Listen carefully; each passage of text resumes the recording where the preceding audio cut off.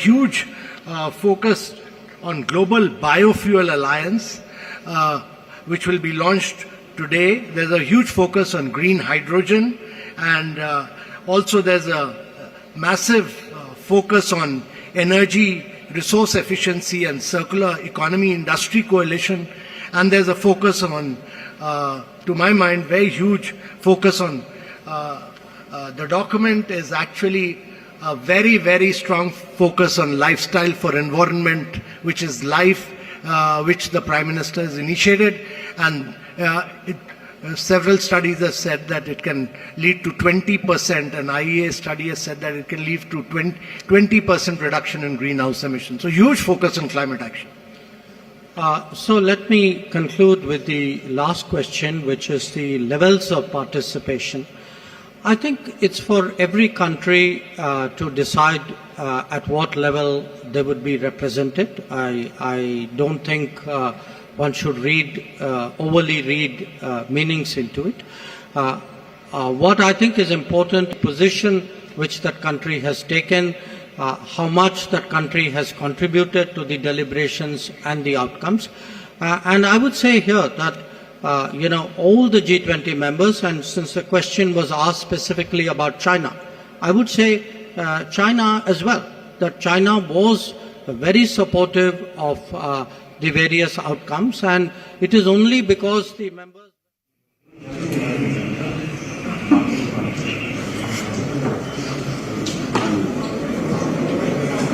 today, obviously as the representatives of the presidency, we are here to speak about the declaration. Obviously as the representatives of the presidency, we are here to speak about the declaration. But I would like you to appreciate, this is a declaration really of the G20. Team G20 actually worked. Team G20 has been working for this entire year. I think every country has pulled its weight. Every country has come here with a strong sense of responsibility. And let me finally take the occasion to also underline that, we have a lot of colleagues in India. There are ministries and ministers and officials who in their ministerial tracks, because broadly the way it is organized, finance minister and her senior officials, manage the finance track. Sherpa manages the Sherpa track with the support of others. But there are a number of other ministerial tracks, and I think each one of them did their meetings, produced their outcomes, and I think their contribution, in a sense, Team India contribution, if you would, I think also deserves to be recognized. But at the end of the day, the leaders' declaration, in many ways,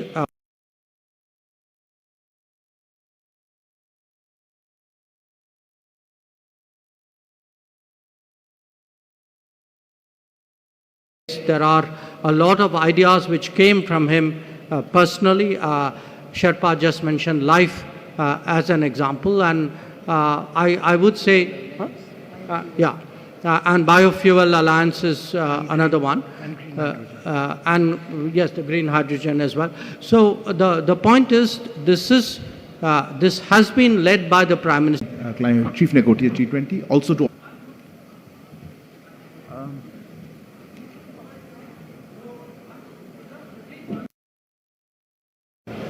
a very good afternoon to all of you. Thank you for coming at short notice to this press. Also Foreign Secretary Sir, as well as Shishingla, Chief Coordinator of the G20. They will make brief opening statements, after which we'll open the floor for questions. Please note that we may not be able to accommodate all your questions given the time limit, but I would request now, sir, if you would like to take the floor first. Thank you. Thank you very much. Friends from the media, it is a great pleasure for all of us to speak to you, even as the G20 summit deliberations continue. You may be aware that at the start of the second session, the summit has adopted the G20 New Delhi Leaders' Declaration. What I would like to do is to give you an overarching perspective of India's G20 presidency. Thereafter, I would request my colleague Finance Minister Nirmala Sitharaman to speak about the key outcomes from the finance track. The Indian G20 Sherpa, Amitabh Kant, will then similarly speak on the results of the Sherpa track. We would thereafter be very glad to respond to your questions and comments. The message of our presidency, as you are all aware, is that we are one earth, one family, and we share one future. This draws the entire proceedings of the New Delhi summit are in fact organized accordingly, with 3 sessions devoted to each aspect of this theme. Now, reflecting this approach, we have consciously sought to make this G20 as inclusive and broad-based as possible. It is witnessing the participation of its 20 member states, 9 invitee nations, and 14 international organizations. It is a matter of particular satisfaction for us that the African Union has this morning become a permanent member of the G20, that too during the Indian presidency. This is in keeping with the priority that we attach to addressing the urgent concerns of the Global South. You would recall that at the beginning of our presidency, Prime Minister Modi's initiative, 125 nations were consulted to express the voice of the Global South. In terms of its organization and program, the Indian presidency, if I may say so, has been exceptional. Events have been spread across 60 cities, which are truly across the length and breadth of India. There has been culture, traditions, and heritage as well. The G20 has contributed to making India world ready and the world India ready. The declaration that the leaders have agreed on today focuses on promoting strong, sustainable, balanced, and inclusive growth. It seeks to accelerate progress on SDGs and has come up with an action plan accordingly. It envisages a green development pact for a sustainable future. It endorses high-level principles on lifestyle for sustainable development, voluntary principles on hydrogen, the Chennai principles for a sustainable and resilient blue economy, and the Deccan principles on food security and nutrition, among others. The transformative and inclusive role of technology has been highlighted with a focus on digital public infrastructure. The Indian presidency's proposal of a One Future Alliance has also been noted. The G20 has reaffirmed the fundamental importance of gender equality and committed to halve the digital gender gap by 2030. Recognizing that the post-pandemic world order must necessarily be different from the world before it, the leaders have also emphasized the need to reinvigorate multilateralism and reform international financial institutions. This is particularly relevant to managing global debt vulnerabilities. So, as you can see, there have been many far-reaching and very consequential policies and decisions that have been agreed upon today. Keeping all that in mind, I would, at this stage, request Finance Minister to highlight the key issues from the finance track. Thank you, Jaishankarji.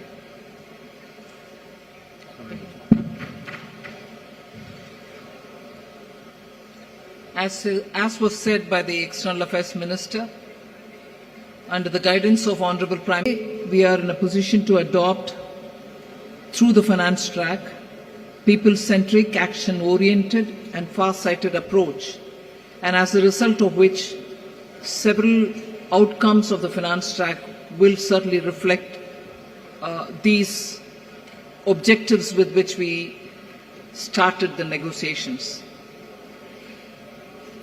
It has been very clear in our mind that we should ensure that no one is left behind in our pursuit of global solutions.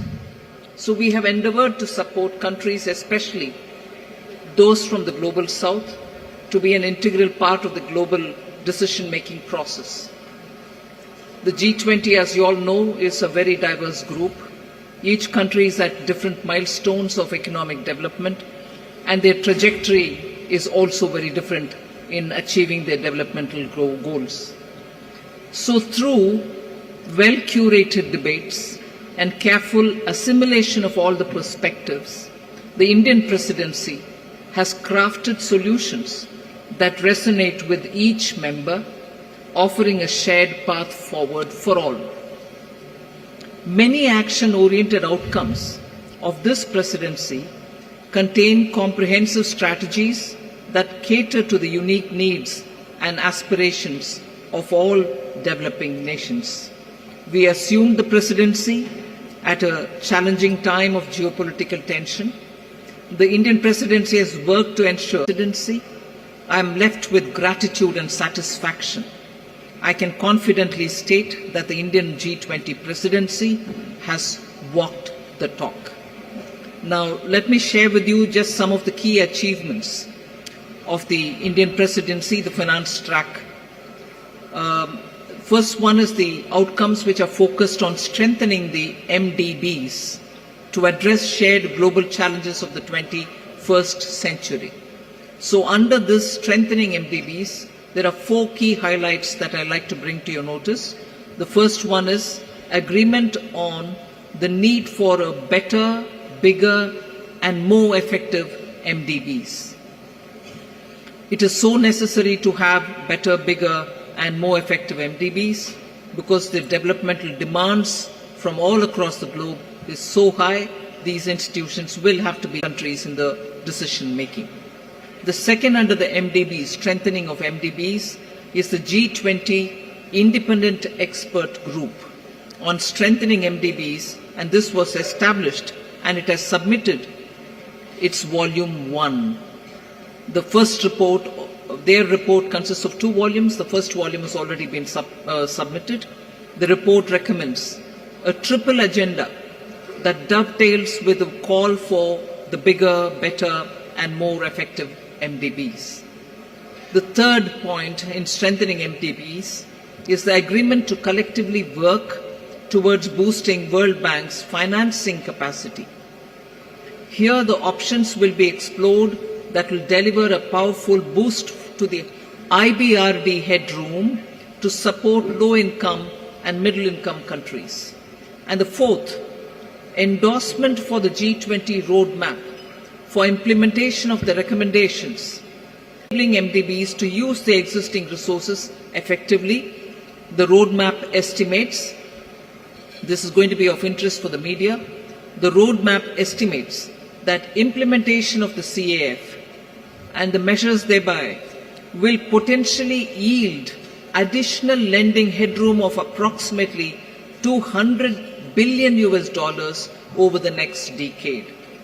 So through these achievements, India has harnessed the opportunity provided by the G20 presidency to effectively articulate and embed the priorities of the global south in the larger global conversation on the MDB reforms. I move to the second, laying the building blocks for a globally coordinated and comprehensive policy and regulatory framework for crypto assets. The global push for clearer policies on crypto assets has gained momentum under the Indian presidency, and a global consensus is emerging on the same. The presidency will support the IMF and the FSB, and FSB is also set the IMF and FSB synthesis paper, about which I've spoken to the media earlier, including a roadmap. On that, I just want to give my observation. This synthesis paper delves into how the policy and regulatory frameworks developed by the IMF and the FSB, alongside the other standard-setting bodies, will fit together and interact with each other. This paper is now available in the public domain for all of you all to see. The third one, which I'd like to draw your attention to, is the financial inclusion and productivity gains through digital public infrastructure. India, as you all are aware, through the India Stack, became the first country to develop all three foundational DPIs: the digital identity, the real-time fast payment, and a platform to safely share personal data without compromising privacy. So embedded this concept in the G20 financial inclusion agenda by formulating G20 policy recommendations for advancing financial inclusion and productivity gains through digital public infrastructure. This set of recommendations cover 5 aspects: use of DPIs and accelerating financial inclusion, fostering well-designed DPIs, regulatory and supervisory aspects of DPI, institutional and governance arrangements by DPI, and ensuring customer protection. So DPI has also been integrated into the G20 Financial Inclusion Action Plan, the FIAP, which will run between 2024 and 2026. That's a strong legacy of the Indian presidency. We also assume the co-chair of the Global Partnership for Financial Inclusion. The implementation of the Financial Inclusion Action Plan, as well as the policy recommendations on DPI, will remain as areas that will continue to be heard across the G20 forum. So, the fourth one, which I'd like to highlight, is the debt resolution under the common framework and also beyond the common framework. Since its establishment in 2021, only Chad as a country has had its debt restructured. The others have been waiting. So since India took over the G20 presidency, good progress has been made in the ongoing country cases under the common framework of debt treatment, and the 3 countries in that are Zambia, Ghana, and Ethiopia. We've also succeeded in using the G20 platform to also put in place a coordinated mechanism to address the debt situation of Sri Lanka, which is outside of the common framework. So G20 will continue discussing the policy-related issues linked to the implementation of the common framework and make periodically such विश्व में connectivity और विकास को sustainable दिशा प्रदान करेगा। मैं his excellency राष्ट्रपति Biden, his royal highness crown prince and prime minister Mohammed bin Salman, his royal highness राष्ट्रपति Sheikh Mohammed bin Zayed, his excellency राष्ट्रपति Macron, his excellency chancellor Scholz, her excellency प्रधानमंत्री Meloni और her excellency president von der Leyen, इन सबको इस initiative के लिए मैं बहुत बहुत बधाई देता हूं। फ्रेंड्स, मजबूत कनेक्टिविटी और इंफ्रास्ट्रक्चर मानव सभ्यता के विकास का मूल आधार है। भारत ने अपनी विकास यात्रा में इस विषय को सर्वोच्च प्राथमिकता दी है। फिजिकल इंफ्रास्ट्रक्चर के साथ साथ सोशल, डिजिटल तथा फाइनेंशियल इंफ्रास्ट्रक्चर में अभूतपूर्व पैमाने पर निवेश हो रहा है। इससे हम एक विकसित भारत की मजबूत नींव रख रहे हैं। हमने ग्लोबल साउथ के अनेक देशों में एक विश्वसनीय पार्टनर के रूप में energy, railway, water, technology parks जैसे क्षेत्रों में इंफ्रास्ट्रक्चर प्रोजेक्ट्स इंप्लीमेंट किए हैं। इन प्रयासों में हमने डिमांड ड्रिवन और ट्रांसपेरेंट अप्रोच पर विशेष रूप से बल दिया है। पीजीआईआई के माध्यम से हम ग्लोबल साउथ के देशों में इंफ्रास्ट्रक्चर गैप को कम करने में महत्वपूर्ण योगदान दे सकते हैं। फ्रेंड्स, भारत कनेक्टिविटी को क्षेत्रीय सीमाओं में नहीं मापता। सभी क्षेत्रों के साथ कनेक्टिविटी बढ़ाना भारत की मुख्य प्राथमिकता है। हमारा मानना है कि कनेक्टिविटी विभिन्न देशों के बीच आपसी व्यापार ही नहीं, आपसी विश्वास भी बढ़ाने का स्रोत है। कनेक्टिविटी इनिशिएटिव्स को प्रमोट करते हुए कुछ मूलभूत सिद्धांतों का सुनिश्चित किया जाना महत्वपूर्ण है, जैसे अंतर्राष्ट्रीय नॉर्म्स, रूल्स तथा लॉज का पालन, सभी देशों की संप्रभुता और क्षेत्रीय अखंडता का सम्मान, डेट बर्डन की जगह फाइनेंशियल वायबिलिटी को बढ़ावा देना और पर्यावरण के सभी मापदंडों का पालन करना। आज जब हम कनेक्टिविटी का इतना बड़ा इनिशिएटिव ले रहे हैं, तब हम आने वाली पीढ़ियों के सपनों के विस्तार के बीज बो रहे हैं। मैं इस ऐतिहासिक अवसर पर सभी लीडर्स को मैं बहुत बहुत शुभकामनाएं देता हूं और सबका बहुत बहुत धन्यवाद करता हूं। Thank you, sir.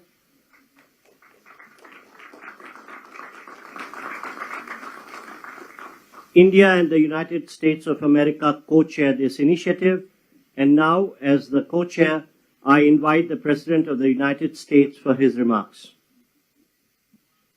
Well, ladies and gentlemen, thank you, all my colleagues. This is, someone once said in a similar domestic action that was positive, this is a big deal. This is a real big deal. And I want to thank you, Mr. Prime Minister. One Earth, one family, one future. That's the focus of this G20 summit. And in many ways, it's also the focus of this partnership that we're talking about today. Building sustainable, resilient infrastructure, making quality infrastructure investments, and creating a better future. A future that presents greater opportunity, dignity, and prosperity for everyone. Last year, we came together as one to commit to this vision. And this afternoon, I want to highlight the key ways in which the United States and our partners are working to make this a reality. Economic corridors. You're going to hear that phrase more than once, I expect, over the next decade. Economic corridors. As we work to address infrastructure gaps across low and middle-income countries, we need to maximize the impact of our investments. That's why a few months ago I announced that the United States will work with our partners to invest in economic corridors. In practice, it means we're focusing on regional infrastructure projects that deliver results across multiple countries and in multiple sectors. And today I'm proud to announce that we've finalized the historic agreement for a new India, Middle East, Europe economic corridor. As a key part of this corridor, we're going to invest in ships and rail that extends from India all the way to Europe, connected by the UAE, Saudi Arabia, Jordan, and Israel. Bridging ports across two continents, unlocking endless opportunities, including making it far easier to trade, export clean energy, expand access to reliable, clean electricity, lay cables that will connect communities and secure a stable internet, contributing to a more stable, more prosperous, and integrated Middle East. And I want to thank the sponsors, and I particularly want to thank Prime Minister Modi and the Crown Prince of Saudi Arabia, Mohammed bin Salman, and President von der Leyen and the European Commission. And since he's not speaking today, I wanted to, well, maybe he is speaking today. I had a note he wasn't speaking. At any rate, I'm going to stop there. In Saudi, the sub-Saharan Africa, we're working in a private-public partnership as well to invest in a trans-African corridor. That includes a new partner, the European Union. President von der Leyen, thank you for making this very possible.